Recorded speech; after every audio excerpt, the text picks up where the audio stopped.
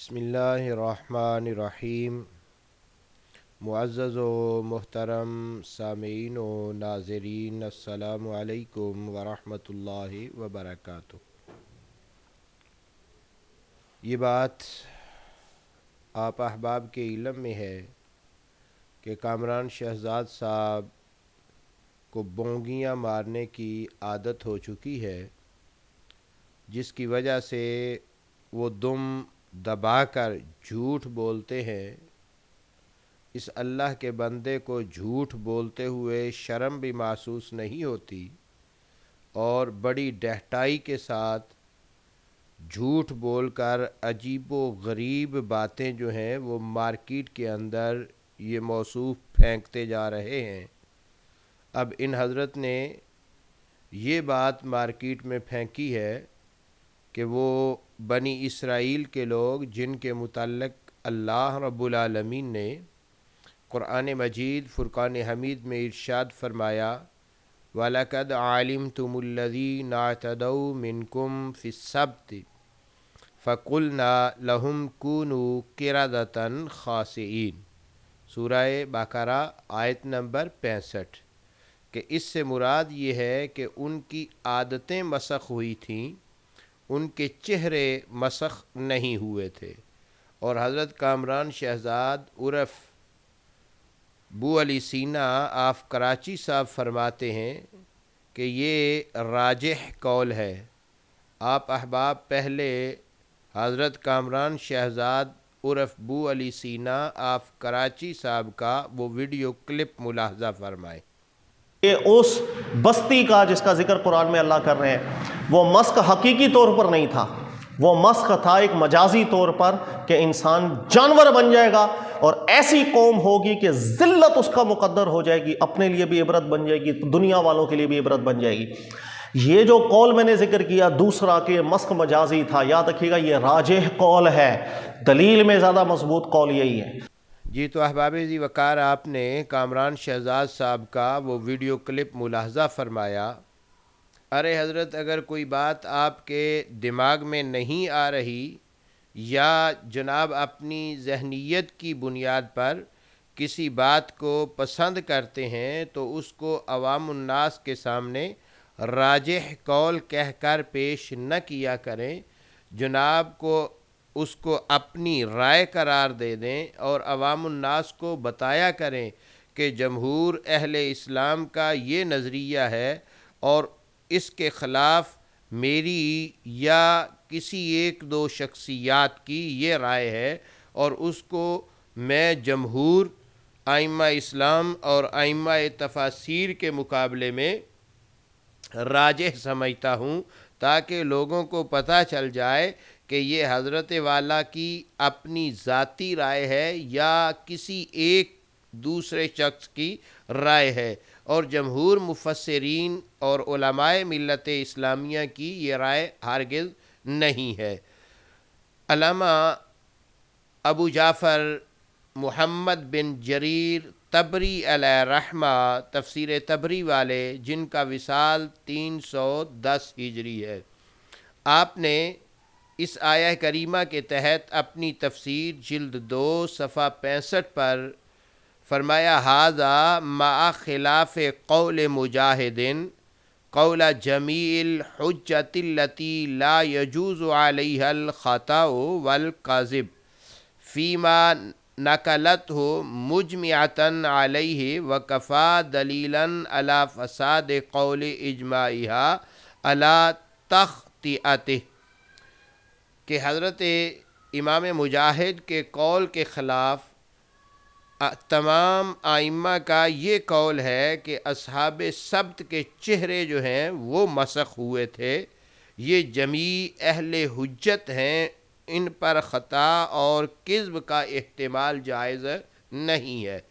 کیونکہ انہوں نے جو نقل کیا ہے اس پر اجماع ہے۔ حضرت مجاہد کے قول کے فساد پر ان کا اجماع دلیل ہے کہ اس قول کو غلط ثابت کرنے کے لیے ان کا اجماع کافی ہے۔ یوں ہی امام ابو اسحاق الزجاج ابراہیم بن السری، جن کا وصال 311 ہجری ہے، آپ اپنے معانی القرآن و اعرابہ اس کے اندر فرماتے ہیں کہ فقال کونوا قردۃ فمسخہم اللہ قردہ، جلد 2 ہے، صفحہ 198 ہے، کہ پس اللہ رب العالمین نے ان کو مسخ کر کے بندر بنا دیا تھا۔ یوں ہی علامہ ابو محمد قرطبی مکی بن ابی طالب مالکی علیہ رحمہ، جن کا وصال 437 ہجری ہے، آپ اپنی الہدایہ الی بلوغ النہایہ میں جلد 1 صفحہ 301 پر فرماتے ہیں کہ وَجَمِيعُ أَهْلِ التَّفْسِيرِ عَلَى خِلَافِ ذَلِكَ لِأَنَّهُمْ مَسَخُوا قِرَدَةً حَقِيقَةً، کہ تمام اہل تفاسیر حضرت مجاہد کے قول کے اس قول کے خلاف ہیں۔ وہ کہتے ہیں کہ بے شک اصحاب سبت حقیقت میں جو ہے وہ بندر بنا دیے گئے تھے، صرف ان کی عادتیں مسخ نہیں ہوئی تھیں، جیسا کہ کامران شہزاد صاحب نے جس کو راجح قول قرار دیا ہے۔ اور اسی طریقے علامہ ابو محمد حسین بن مسعود البغوی علیہ رحمہ، جن کا وصال 510 ہجری ہے، آپ فرماتے ہیں کہ فَقُلْنَا لَهُمْ كُونُوا قِرَدَةً امر التحویل والتکوین،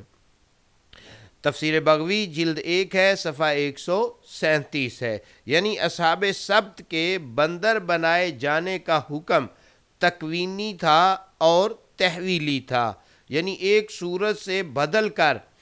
دوسری صورت میں تبدیل کرنے والا حکم تھا۔ یوں ہی علامہ امام فخر الدین ابو عبداللہ الرازی علیہ رحمہ، جن کا وصال 606 ہجری ہے، آپ اپنی تفسیر کبیر، تفسیر رازی بھی جسے کہا جاتا ہے، اس میں فرماتے ہیں کہ امکن اجراء الآیت علی ظاہرہا ولم یکن بنا حاجۃ الی التاویل الذی ذکرہ مجاہد رحمہ اللہ، کہ آیت کو اپنے ظاہر پر رکھا جائے گا اور ہمیں اس تعویل کی حاجت نہیں جو حضرت امام مجاہد نے کی ہے۔ یعنی امام فخر الدین رازی علیہ رحمہ کا رجحان بھی اسی طرف ہے کہ وہ لوگ حقیقت میں بندر بنائے گئے تھے، لہٰذا جو لوگ یہ کہتے ہیں کہ ان کی عادتیں مسخ ہوئی تھیں، ان کی عادتیں تبدیل ہوئی تھیں، ہمیں ان کی اس تعویل کی حاجت نہیں ہے۔ یوں ہی امام ابو سعید عمر بن عبداللہ